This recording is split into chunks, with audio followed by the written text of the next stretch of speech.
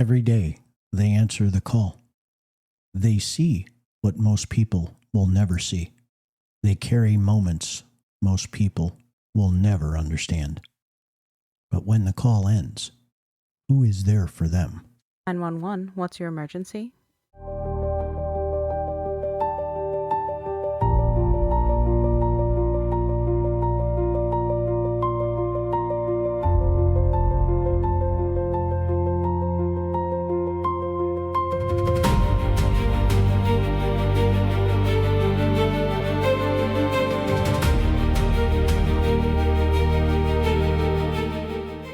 Hello, my name is John Ott, and welcome to Mind on the Line, a first responder and peer support podcast. Sitting next to me is a friend of mine, Mr. Scott Pavlock. We've been friends for about 35 years, another first responder, career first responder, and co-host in various episodes of Mind on the Line. Welcome, brother. Welcome. Hey, thanks, bro. I appreciate it. Thanks for having me here. Our pleasure. This podcast is dedicated to the wellness and well-being and peer support of first responders. First responders have a tremendous amount of stress that they endure from all different kinds of scenarios that they encounter, regardless. Police, fire, EMS, nurses, telecommunicators, veterans. Regardless of the job, the job and the mission, the stress really remains the same. Critical incident stress is real. Critical incident stress really piles on first responders. It takes its toll. The longer you stay in these jobs, the longer the stress builds up. And it builds up in layers. Sometimes it comes off in pieces. Sometimes it comes off in chunks. Either way, this podcast is dedicated to recognizing first responder stress, the wellness and peer support resources that we have, and some tips and tricks to keep your mind safe. So again, welcome to Mind on the Line. I'd like to start with a background, and really this episode is just an intro episode to talk about myself and Scott and other co-hosts that will be here on other episodes and talk about their backgrounds in what they do. So briefly, I've been in, John Ott, I live just outside of Philadelphia. I've been in emergency services now for about 11 years. I was military for 18 years. So I've had a number of different exposures to critical incident stress. I've liked, no matter in a military capacity or if I was in the capacity of a first responder, either as a firefighter or on the ambulance as an EMT, those kinds of jobs really meant a lot. And they still do, because I still actively serve as a firefighter and EMT as a first responder in a volunteer company in just outside of Philadelphia. I've had my share of exposures to trauma, both in the military and as a first responder. And this work, which never seems to get mentioned, which never seems to get enough attention, just is, quite frankly, the forgotten work of the job. It's just never included. So the purpose of our podcast is really to bring awareness to first responder stress, to critical incident stress, the stress that first responders endure, and to provide either a forum or resources or a place where we can talk about first responder stress and how we can combat that stress, or how we can recognize that stress, and then what we can do about it, right? So, in subsequent episodes, we'll talk about what critical incident stress is. We'll talk about how to recognize it. We'll talk about the impact and effects it has on the body, the mind, the soul, and you'll hear that from various guests here. So, I served 18 years in the military as well, combat veteran. So I've had my exposure both on the battlefield and on the first responder scene as well. So to my right, as indicated, Mr. Scott Pavlock, 35-year friend of mine. Great for you to be here. I'll let him go through. Police officer, career military, and all around good guy. But as a first responder, this is one of the guys you'd want when you dial 911 or whatever situation you're in. This is a guy you'd want to be on that other end of service. Scott, you want to introduce yourself, a little bit about your background? Yeah, so as indicated, my name is Scott. I entered law enforcement. First, I entered the military in 1984. Fresh young 18-year-old where I served in the infantry on active duty. While in the infantry, I knew that I wanted to be a police officer. I come from a law enforcement family. My father, having served over 40 years as the chief of police in the state of Illinois. And once I got out of the military, my exposure was limited. I had some hazardous duty time. And to be quite honest to a lot of the listeners, my combat time is relatively limited within the military. The exposure to critical incident events and death and the things we're going to talk about in the upcoming episodes was a lot. But I got out of the military in 1986, took a break from it. 1987, I was hired as a police officer in a suburb of Chicago. I attended basic training like all the rest of us, and I always like to note in basic training, you'll hear this theme throughout our episodes. I remember the military police academy when I attended there. I remember the first thing I was told, I think on day one, was, just so you know, welcome all to this job. We're glad you could be hired. By the way, you're going to be divorced. You're going to be an alcoholic. You may be a drug user. Some of you may end up in jail, and some of you are either going to kill yourself or somebody else. Let's get started with the academy. And that's important to what we're going to be talking about, because that was day one for me as a law enforcement officer, with the background in the military where I survived what I thought were some interesting situations. And suddenly now I'm in this new field and we kicked it off. The military, I served a total of 32 years. I had the honor of working for some great bosses and with some great people, such as you, John. I managed to be blessed with the job of Command Sergeant Major of the Great Lakes, then Training Division of the U.S. Army, where I retired working for a general officer and staff of people and some 10,000 soldiers spread across the country. While doing that, I worked through my police career, which somewhat suffered because of the military. But during my police career, I worked through all the facets of a police department. I've been a patrol officer. I have been a traffic officer, a bicycle officer, a motor officer. I got paid to ride Harleys. Greatest therapy in the world. I was able to serve in different units, and then I eventually made sergeant, where I was able to be a patrol sergeant, a detective sergeant, run various different missions for the department. I left police work, retiring in 2020 the first time, and just prior to that, I had exited the military in 2016. I couldn't be without the badge, as did my father, who literally died at the end of his job career, the stroke that killed him at his desk at work. I knew I wanted to stay in the job, so I moved to Wisconsin, and then I started over as a rookie on a department, and then the Lord blessed me or cursed me again. I'm still not sure how I feel about it. I was able to be a public safety director and chief of police in the state of Wisconsin for a smaller agency. But again, having been an EMT, I wasn't a firefighter.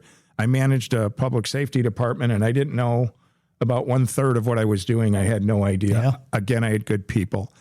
So that's my career numbers wise. And the things that I had the pleasure of doing, I've done just about everything in those fields and love every minute of it, minus those bad times we're going to talk about.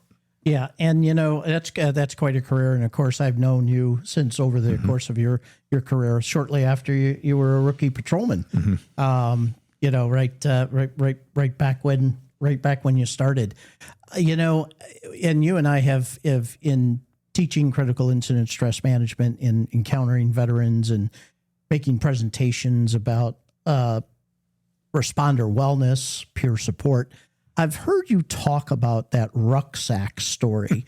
And I really love that story because it really illustrates the impact of repeated exposure to critical incident stress, to exposure to critical incidents that just really add, well, I won't steal that thunder, just add weight to an already weighted pack that you're carrying. So if you wouldn't mind, go through that, tell our listeners what that means, and go through that story, because I think it's such a powerful story that we'll be able to reference back in subsequent episodes. Yeah. So the rucksack story came out of treatment, help, that I needed as a result of many years.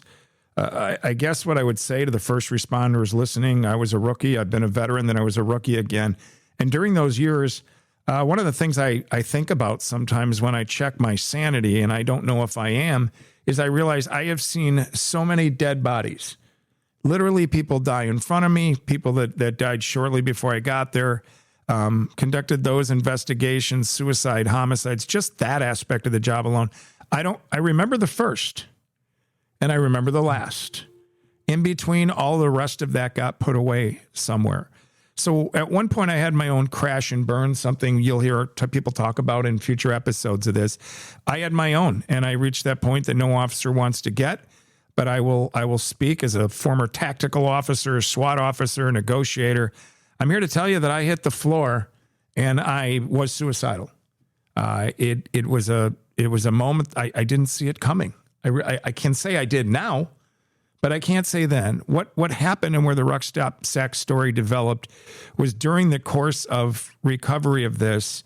One of my mentors, helpers, coaches, you can put all the titles on them, I was explaining this story about how, and I knew this from the military because a rucksack is a backpack in the U.S. military that as an infantryman I carried.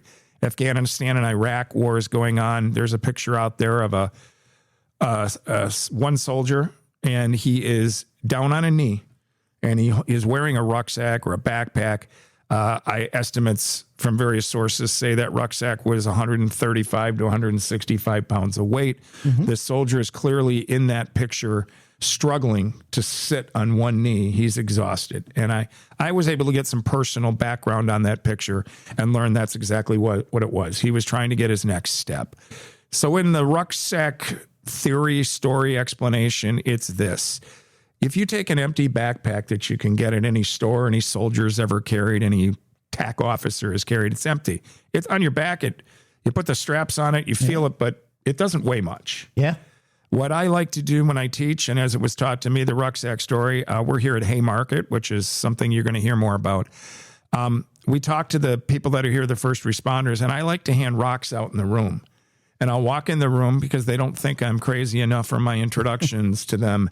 I'll give them all rocks of varying sizes. And then I will walk around the room and I will ask the people, both those that know me and know the story and those that don't, can you please place that rock you have in front of me? That rock's a traffic accident where somebody got injured. The next rock is a domestic I went to that was pretty severe. Oh yeah, that big rock you're going to give me, that's a child molesting case. That's a little bit bigger rock. Yes. That's a little heavier. And ultimately the divorces and the other titles I put on these rocks. What the people realize as I'm doing this is they see the rucksack get bigger and get heavier. Sometimes I'll ask people to put that rucksack on and see how heavy it is. But wait, it started off light. How did it get heavy? Let's refer that to first responders, firefighters, EMTs, you take your doctors, nurses, any of those people. And what they do is they go to calls throughout their career. And each one's a rock. And when you put that rock, and even the bigger rocks, it doesn't put you down on a knee. You add more and more, and you carry it, and you carry it, and you carry it, till that infantry soldier had to drop on a knee. I dropped on a knee with a gun in my hand because the rucksack, the backpack, in my eyes, in my mind, had become so heavy I could no longer carry it. So at that point, because of the repeated exposure, it became overwhelming. Intrusive thoughts? At that point, when I realized it was overwhelming was when I was curled up in a ball, didn't care about anything. I wanted to take my own life.